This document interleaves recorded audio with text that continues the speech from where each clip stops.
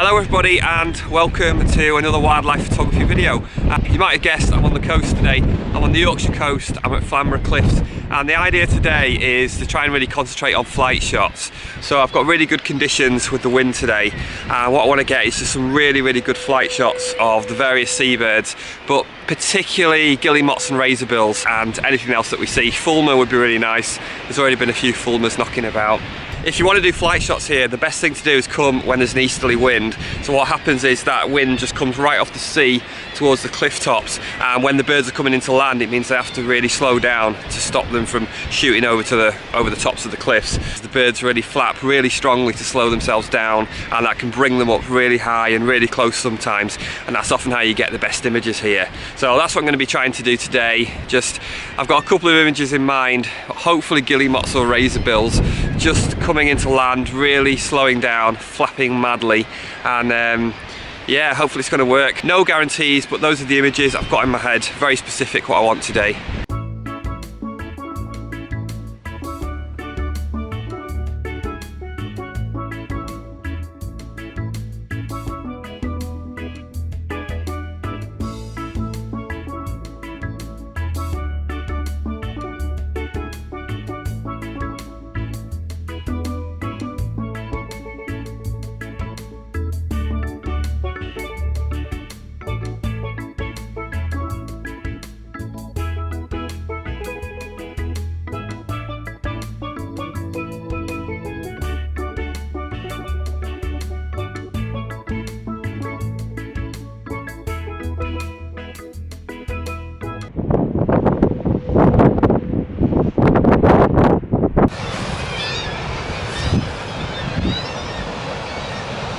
The wind is perfect, which is why I'm here in the first place, but it is a bit of a pain in the.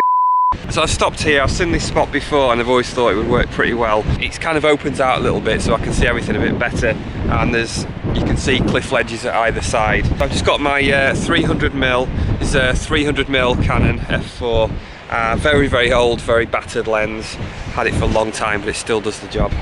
And the reason I didn't want to bring the 500mm, partly just because I was just being a bit lazy. I didn't want to drag it, I didn't want to walk too far with it, but also it's so hard to track these birds, especially when the wind is buffeting you around. I mean, it's buffeting the birds around, which is fantastic, but it's also buffeting you and the lens around, and trying to get a big lens on there, because I hate using a tripod for flight photography. So trying to get a big lens handhold on there and keep it steady and locked on is really difficult. So I've opted just for the 300mm today, and that's good for flight photography. It's fast and it's easier to handhold. So time to get shooting. At this point it just became far too windy to actually vlog effectively. I did find one spot that worked really well, where the fulmars kept flying past. So the fulmars will often take the same circuits. They'll fly just along the outside of the cliff face, and then they'll circle round out to sea, and then they'll often do exactly the same circuit again. So I pre-focus on part of the cliff and just wait for the fulmar to come into view, and then hopefully the camera would lock on fast enough. The biggest difficulty really is that buffeting wind. Like anything, you just have to persevere. I've got the continuous high frame rate set on the camera, shooting 10 frames a second. Obviously the continuous autofocus AFC or servo on the Canon, and my shutter speed is up at 1/2000th, ISO 800. I was first stood up when I was taking pictures, but it's more difficult to keep your stability. So I got lower down, and then I found quite a good technique, which I use occasionally, which is actually using my knee and using my elbow to rest the camera on there, and that really improved the stability and reduced the buffeting effect from the wind a little bit too.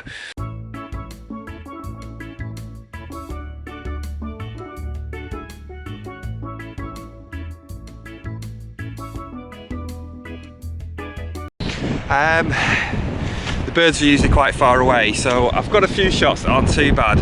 What I've decided to do is actually put the 1.4 extender on.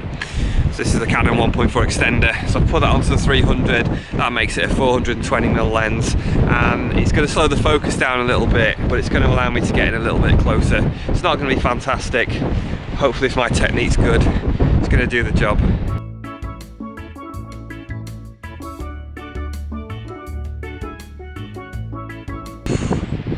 I can't feel my hands. I really need a cup of tea now. I need a cup of tea.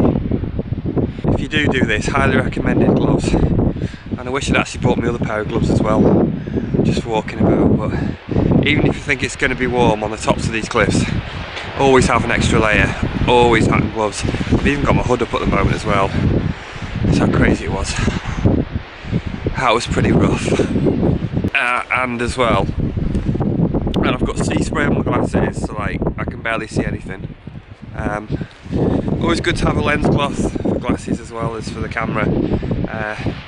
Always have something to wipe your gear and a decent lens cloth, because you're always going to get some sea spray. But it was forecast to be cloudy for most of the day, and that's ideal for when you're doing seabirds.